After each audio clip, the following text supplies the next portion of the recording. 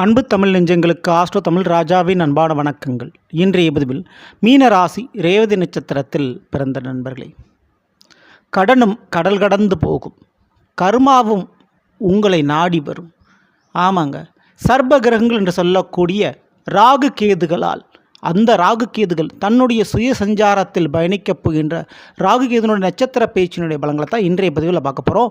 பதிவை ஃபுல்லாக பாருங்கள். இல்லை நம்ம சேனலில் குருவானுடைய வக்ர நிவர்த்தி பலங்கள் மற்றும் சனிப்பயிற்சி பலங்களாக பதிவிட்டாச்சு. பார்க்கலன்னா சேனலில் போய் பாருங்கள். மேலே டிஸ்கஸ் லிங்க் இருக்கும், ப்ரெஸ் பண்ணி பார்த்து பயணிச்சுங்க. மறக்காமல் நம்ம சேனலை சப்ஸ்கிரைப் பண்ணிட்டு கூட தர பெல் ஐக்கான ப்ரெஸ் பண்ணிட்டு பக்கத்தில் ஒரு ஆல் ஆப்ஷன் தெரிஞ்சு தவறாமல் செலக்ட் பண்ணிச்சுங்க. அப்போ தான் நாங்கள் பதிவிடக்கூடிய அடுத்தடுத்த பதிவுகள் உங்களுக்கு உடனுக்குடன் நோட்டிஃபிகேஷனாக வந்து சேரும். மீனராசி ரேவதி நட்சத்திரத்தில் பிறந்த நண்பர்களே, முதலில் மீன ராசியில் சனி பகவான், விதியின் காரக கிரகம் என்று சொல்வார்கள் சனி பகவான். அந்த சனிவான் அமர்ந்திருக்கிறாரு. உங்களுடைய ராசிநாதனான குரு பகவான் 4ஆம் இடம் மிதுனத்தில் அமர்ந்திருக்கிறாரு. அப்போது வேலைக்கும் இரண்டாவது வீடு சொத்து விஷயத்திற்கும் மாற்றங்களை இந்த 2 கிரகங்களும் செய்யும். அதே நேரத்தில் ராகு 12ஆம் வீடான கும்பராசியில் சதய நட்சத்திரத்தில் பயணித்து கொண்டிருக்கிறார். 6ஆம் வீடான சிம்மத்தில் கேதுவான் தன்னுடைய சொந்த நட்சத்திரமான மக நட்சத்திரத்தில் மார்ச் மாதம் 27ஆம் தேதிக்கு பிறகு பயணிக்கப் போகின்றார். அப்போது இந்த மாற்றம், ஏன்னா அந்த 2 கிரகங்களும் மிக முக்கியமான கிரகங்கள், சர்ப கிரகங்கள்னு சொல்லுவாங்க. போன ஜென்மத்தில் நாம் செய்த பாவ புண்ணியங்களுக்கு ஏற்ப இந்த ஜென்மத்தில் இன்ப துன்பங்களை கொடுக்கக்கூடிய கிரகங்கள் இந்த 2 கிரகங்கள். அந்த 2 கிரகங்களுடைய நட்சத்திர பயிற்சி மிக மிக முக்கியமானது. 2 கிரகங்களும் சுய வலிமை பெறுகிறது. ஏன்னா 2 கிரகங்களுக்கு சொந்த வீடு கிடையாது. ஆனால் இந்த 2 கிரகங்கள் இருக்கக்கூடிய ஸ்தானத்தை சொந்த வீடாக எடுத்துக்கொண்டு சுய பலத்தில் உங்களுக்கு பலங்களை கொடுக்கும். இதில் மிக முக்கியமாக கவனிக்க வேண்டியது ரேவதி நட்சத்திரக்காரங்க. ஏன்னா இந்த ரேவதி நட்சத்திரம் 12 ராசிகளில் கடைசி ராசியாக மீன ராசியும், 27 நட்சத்திரங்களில் கடைசி நட்சத்திரமாக ரேவதி நட்சத்திரமும் வரும். ஓகேங்களா? வாழ்க்கையில் எல்லா வாய்ப்புகளும் போராடி கஷ்டப்பட்டு வாங்க வேண்டிய சூழ்நிலையில் இருக்கக்கூடிய உங்களுக்கு இந்த கடன் பிரச்சனை மட்டும் கேட்காமலே வந்து மாட்டிக்கும். பெரிய செலவுகள் மட்டும் நீங்கள் கேட்காமலே எதிர்பாராதமாக வந்து சேரும். இதுதான் இயற்கையினுடைய அமைப்பு. அதை மாற்றும் விதமாக இந்த ராகு கேதுனுடைய நட்சத்திர பேச்சு இருக்க போதும். 6ல் இருக்கக்கூடிய கேது, ஏன்னா ராகுவை போல் கொடுப்பார் இல்லை, கேதுவை போல் கெடுப்பார் இல்லை என்று சொல்வார்கள். அப்போ கெடுக்கக்கூடிய கிரகம் கடனை கெடுத்தால், ஆமாங்க, ரேவதி நட்சத்திரக்காரங்களுக்கு கடல் கடந்து இருந்து வரப்போகின்ற தன வருவாயால், பண வருவாயால் கடன் காணாமல் போகும். ஒன்று உங்களுக்கு வெளிநாடு வேலை வாய்ப்பு கிடைக்கும், அல்லது வெளிநாட்டில் வேலை பார்க்கக்கூடியவங்க மூலமாக பெரிய ஒரு இன்கம் லாபம் கிடைக்கும், அல்லது வெளிநாடு சம்மந்தப்பட்ட தொடர்புடைய கம்பெனிகளை இன்வெஸ்ட் பண்ணி பெரிய லாபம் பார்ப்பீங்க. ஷேர் மார்க்கெட்டு, ட்ரேடிங் போன்ற விஷயத்தில் பெரிய லாபங்கள் கிடைக்கக்கூடிய வாய்ப்புகள் உண்டு. வேறு மதத்தவர்கள், வேறு மாநிலத்தில் இருக்கக்கூடிய நபர்கள் மூலமாக உங்களுக்கு ஒரு பொருளாதார முன்னேற்றம், பணம் சம்பாதிக்கக்கூடிய வேலை தொழில் வாய்ப்புகள் கிடைக்கலாம். அல்லது சில பேருக்கு அந்த திருமண வாழ்க்கையே அமையலாம்.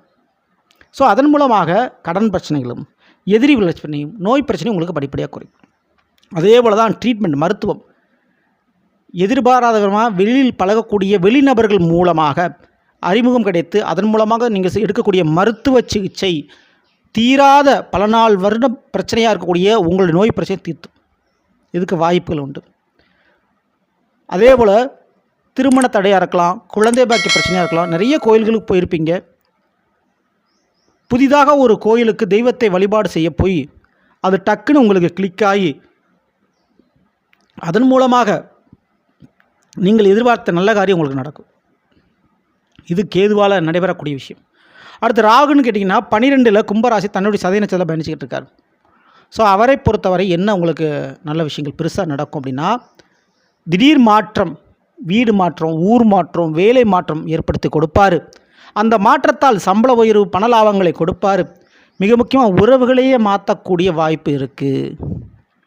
ஸோ உறவுகள் மாறும் நிச்சயமாக இந்த ராசிக்காரர்களுக்கு, அது ரேவதி நட்சத்திரக்காரர்களுக்கு. மேலும் பழைய காதல் திரும்ப வரும், பழைய வேலை திரும்ப கிடைக்கும், பழைய தொழில் திரும்ப கிடைக்கும். நீங்கள் தோண்டி புதைச்ச ஒரு ரகசியம் இருக்கு இல்லையா, அந்த ரகசியம் வெளியில் தெரிய வரும். உங்களுடைய ரகசியம் மட்டும் இல்லைங்க, உங்கள் கூட பிறந்தவங்க, உங்களுடைய பெற்றவங்க, உங்கள் வாழ்க்கை துணை, உங்கள் பிள்ளைங்க, உங்களுக்கு தெரியாமல் ஒரு விஷயத்தை சீக்கிரட்டாக மறைச்சி வச்சுருந்துருப்பாங்க. அந்த விஷயம் இப்போ வெளியில் தெரிய வரும். அது உங்களுக்கு சாதகமாக லாபகரமானதாக முடியும். அதனால் உங்களுக்கு ஒரு பயன் இருக்குது, பெனிஃபிட் இருக்குது. அப்படி முடியக்கூடிய ஒரு விஷயமாக இருக்கும்.